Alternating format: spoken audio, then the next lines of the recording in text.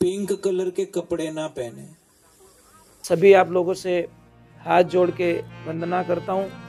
हमारा जो चैनल है श्री सोनू महाराज, वो चैनल जरूर सब्सक्राइब करें और इन वीडियो को शेयर करते रहिए। नाचने वाले भक्तों की बोलो राधे, जय श्री कृष्ण। कितनी बढ़िया बात बताई कि हम कहीं पे भी भगवान के सामने जाएं तो एक बात का ध्यान रखें, कहीं पे भी मंदिर में जाओ आप, तो मंदिर में जाके जब वापस जाओ ना, वापस एक तो मंदिर में अपना कभी सिर मत लगाओ। ऐसे कई लोग क्या करते हैं, भगवान के सामने सिर को टच कर देते हैं, वो नहीं करना चाहिए, क्योंकि बिना फालतू का आपके ऊपर कोई न कोई कलंक लग जाएगा। करना है क्या, अगर आपको सिर भी लगाना है तो दोनों हाथों को नीचे रखिए और अपने हथेलियों को ऐसे करिए, फिर अपने हथेली में सिर को रखिए, ये बताया गया है।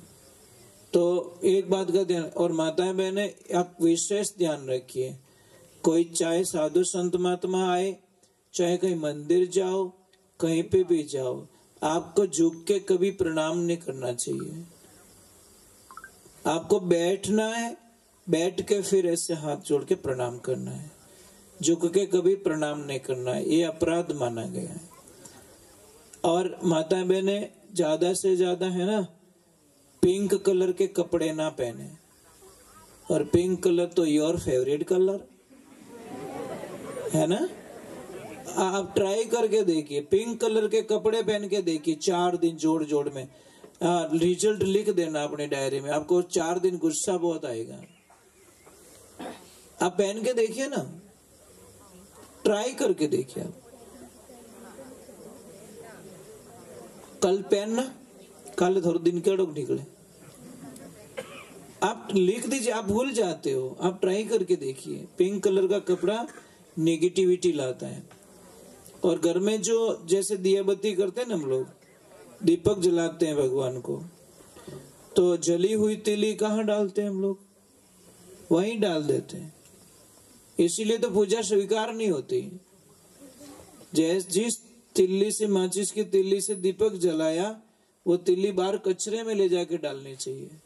जली हुई तिल्ली नेगेटिविटी लाती है, घर में अशांति का वातावरण पैदा करती है। पण आपो तो आलसी बट्टी ढगलो करियोडो रेवे। मैं कई लोगों ने देखे वातावरण पैदा करती है, पण आपो तो आलसी बट्टी ढगलो करियोडो रेवे। मैं कई लोगों ने देखे मंदिर में कितनी तुड़ियां बड़ी ओड़ी पड़ी, मतलब ये उचित नहीं है। पर किसको समझाएं ये बातें। दूसरे नंबर, घर में कभी भी बंद ताला नहीं होना चाहिए। अगर कहीं ताला पड़ा है, चाबी खो गई है, तो उस ताले को या तो कहीं कबाड़ में डाल दीजिए, नहीं रखना घर में, या बेच दीजिए, या फिर चाबी बनवा दीजिए।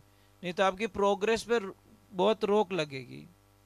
आपकी जो गति है ना, धंधे की हो, चाहे जॉब की हो, चाहे कहीं के भी, और गति पे जॉब, और बंद घड़ी कभी नहीं चाहिए घर में, उसके ऊपर हमारा पूरा जीवन चक्र चलता है।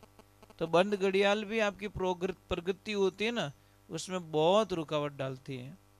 और तीसरे नंबर, टपकता हुआ नल, जो पानी में से वो टपकता है ना, एक एक बूंद, तो उससे क्या है पता है, आपके घर में ऐसी ठंडी बीमारी लग जाएगी। डॉक्टर साहब के पास में जाओगे, नॉर्मल रिपोर्ट आएगी, कुछ भी नहीं आएगा, फिर भी आपके पूरा शरीर दुखेगा, बॉडी पेन होगा, और आपको अच्छा नहीं लगेगा, अटपटा लगेगा।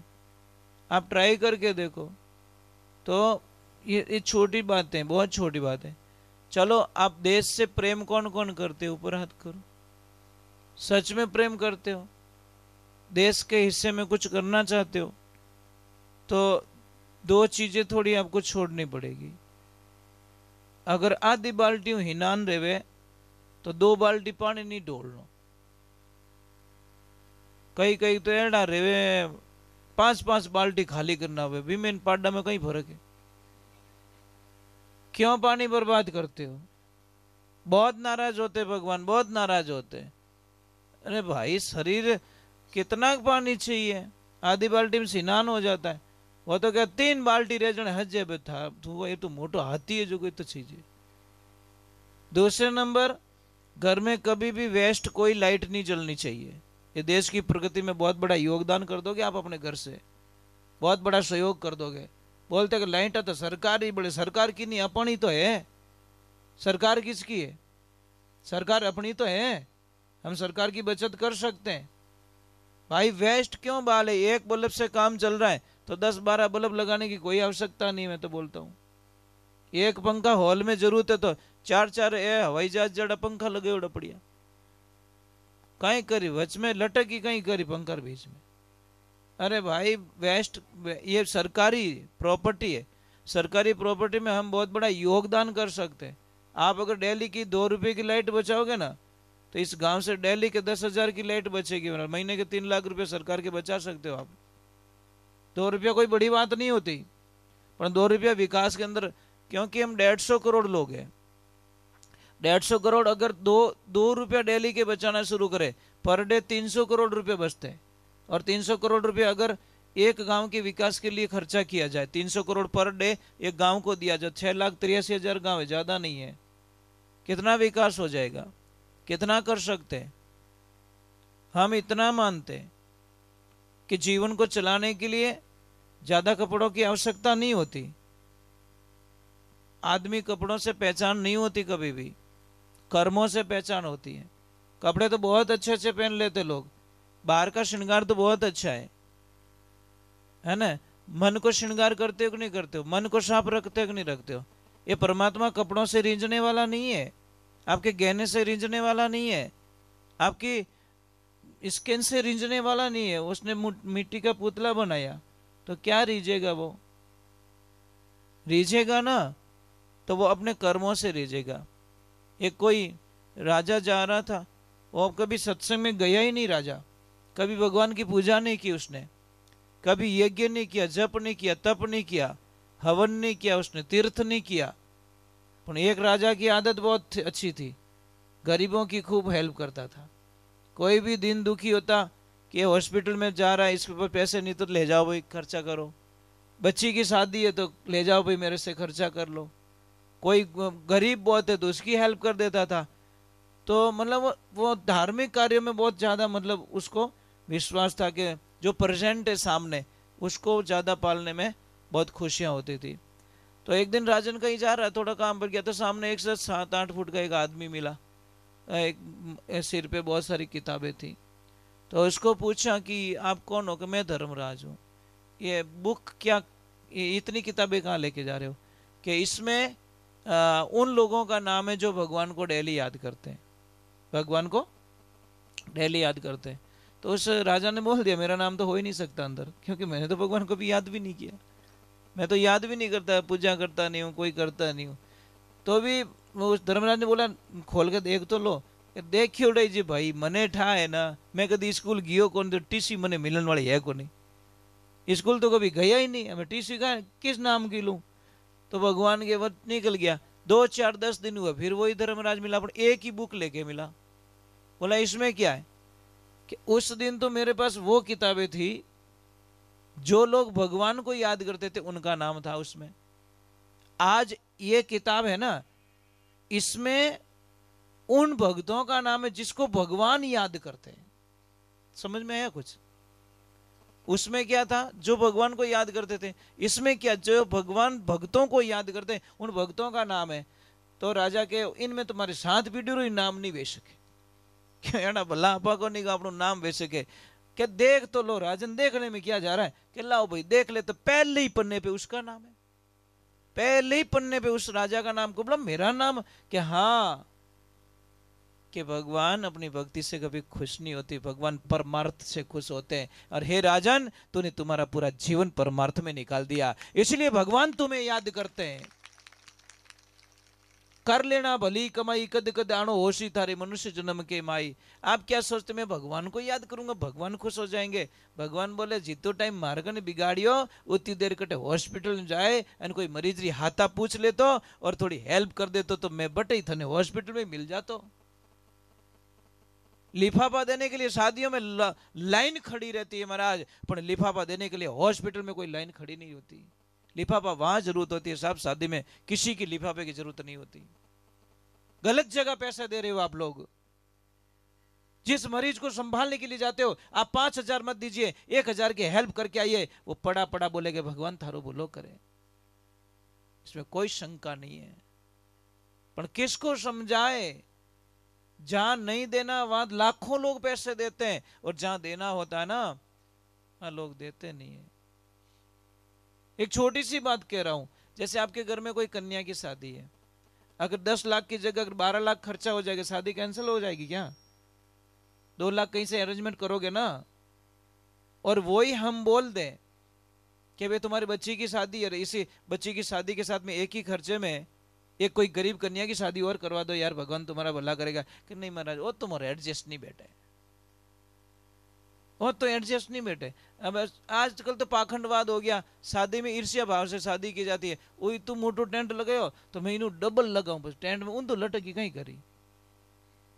अरे भाई क्यों मर रहे हो फालतू? पैसे बचा के बेटी को एफडी करा के दे दो ना। इतना ही पैया उकड़े है, इतना रिपिया उकड़े तो बच्ची को एफडी करा के दे दो, वो तो जीवन अच्छा जिएगी।